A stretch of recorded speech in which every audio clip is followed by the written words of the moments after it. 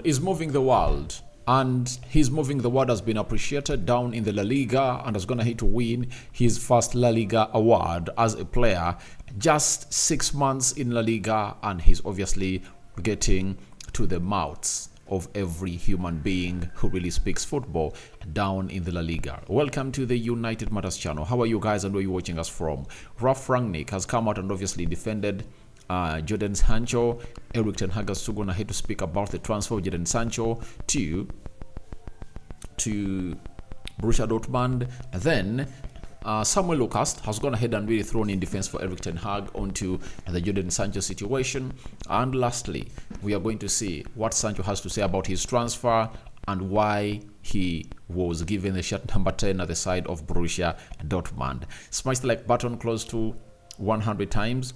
Don't forget to subscribe to this channel so as not to miss out on stories that we do upload in here on a daily. Rock and David is my name, and hope you guys are really doing fine. Now, as we get into this video, we thank God for the gift of life, the Muslim Barakallahu Fikum, and let's obviously get going. Now, Mason Greenwood has been named the player of the month for Getafe, and he has gone ahead to receive his award, and it was really beautiful moment for him. You know, what a way to be appreciated by a side that he has always gone ahead to play in for ever since United loaned him there. I know he's really a kind of guy who doesn't have a lot of words, and he's a man of action on the field of play, and what a way to rejuvenate his career. And as I told everyone that people might come out and really say, we don't want him at Man United, that clique of people, but nothing is going to stop Mason Greenwood from becoming the world's best player.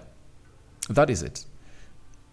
Every person who doesn't want him back at the club of Man United will have to eat his words, because this guy is beyond a generational talent. He's gonna hold this to where it deserves to be. And everyone who doesn't believe that he should be playing for the club of Man United will at one point say, I wish I knew.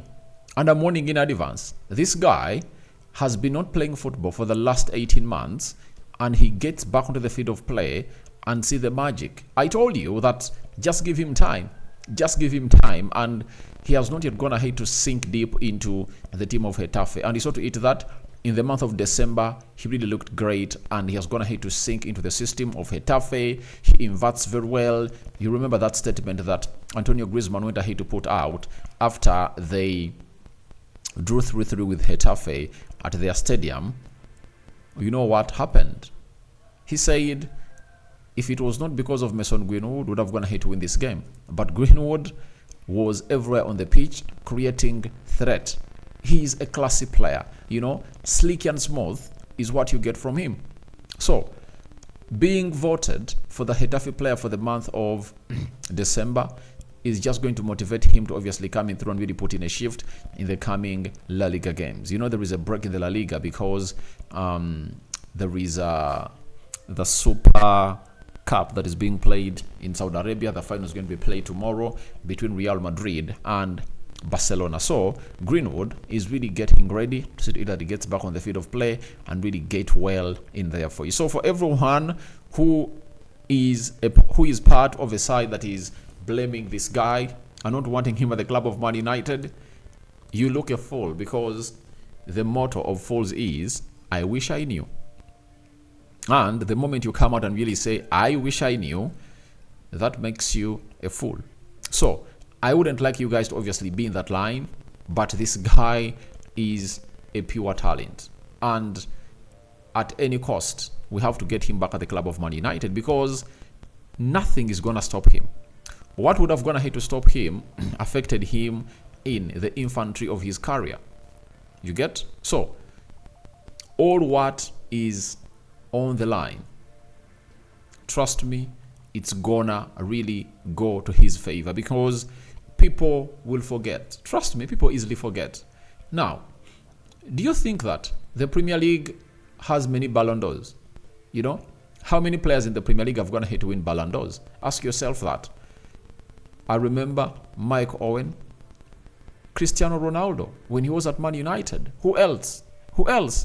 It shows you that Ballon d'Ors have been distributed in between the La Liga and Serie A. So, if at all he's in the La Liga and he happens to go to a big team like Real Madrid or Barcelona, he's destined to win more Ballon d'Ors.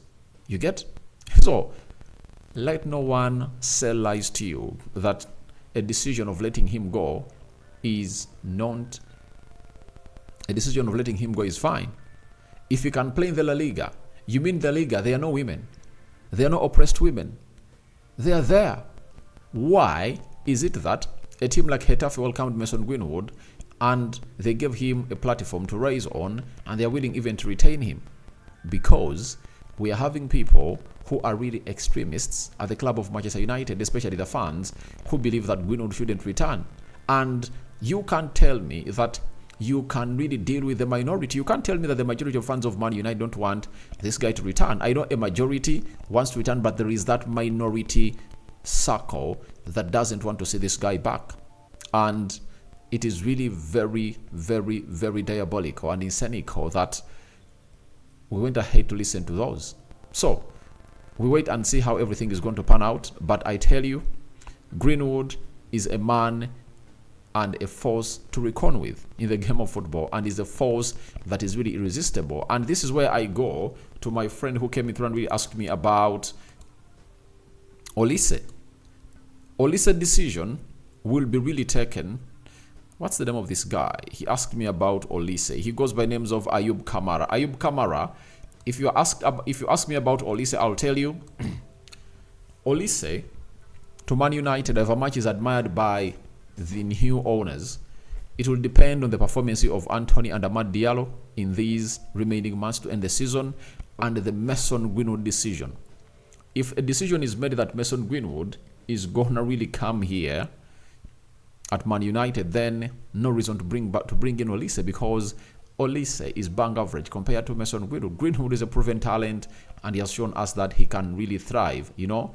So Olise's coming to Man United depends on two factors: the performances of Anthony and Amad Diallo, and then the decision of Mason Greenwood. If United decide that Mason Greenwood should be sold and Anthony or Amad Diallo should leave, then Olise will come in through. But if at all you are having three right attacking midfielders, you can't really go in for Olise. There is even also a Sancho factor. It's a big one to note. Sancho might want to return at the club of Man United. That is it. He might really learn that I need to behave well, see to it that I get the best from the clubs of Manchester United. And that takes us to the Sancho situation and how Ralf Rangnick has gone ahead to defend Jadon Sancho after he fell out with Erik ten Hag.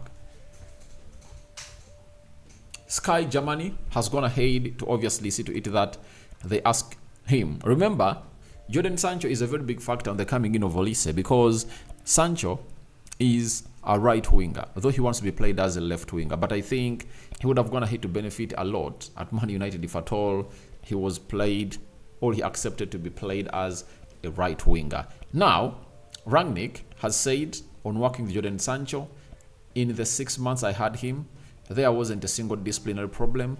On the contrary, he's a calm and pleasant guy. That's what he really went ahead to say. He also added and said, when he was fit, he was a starter and he did well under me. He didn't get a chance to play in Manchester. He now has to get back into the rhythm in Dortmund and really get back into form. From this point of view, the move makes perfect sense. So he's like defending Jadon Sancho, that when he was with him, there was no disciplinary factors. But we all know that it was like that because he was not given the mantle, obviously set high standards at Man United. And when Erik ten Hag came into the club of Man United, what he was given was as an order to really instill what we call highest standards at Man United. And these high standards are the ones I've gone ahead to see to it that Erik ten Hag breaks out with the guy, that is Jadon Sancho, in a very, very bad way. So it all comes out to one, that Sancho with Rangnick, it was okay because Rangnick faced lots of problems at the club of Man United. As he tried to train with the players until 5 p.m., The players said we are not going to train like that because our bodies are not supposed to be made like that. When Ten Hag comes in through, he says we are going for high intensive training. That is it. So there are two differences, and I understand why Sancho was okay with Rangnick, because Rangnick was an interim. He never had power. Player power superseded him at the club of Man United, so he never witnessed anything bad from Sancho. But when Erik Ten Hag walked through, you know what happened? The levels were set high, and Sancho had to obviously shrink by not really dancing to the tunes of Erik Ten Hag. Then Ten Hag has also gone ahead and said the following, that I hope he's doing well. So I wish him the best of luck. That is it. I hope he's doing well and he will be a success at BVB, that is Borussia Dortmund. And that's what I really want. I also want him to be successful such that he can get back to like 60 million pounds. And if at all we can get like 50, 60 million pounds from him, let's sell him off. After all, there is Anthony, there is Amad Diallo, playing onto that side, and I think they are going to have a very huge run. You see, even Garnacho can be played as a right forward, meaning that we are still having a lot of players that can really fulfill that position in there for you. And Sancho should be used to get us some money to really reinforce our team. And the reinforcements that we need like 2 center backs. We need the midfielder, because Casemiro and Eriksen, I believe one of those is going to leave. Scott McTominay is also going to leave the club of Man United in the summer. We need another striker.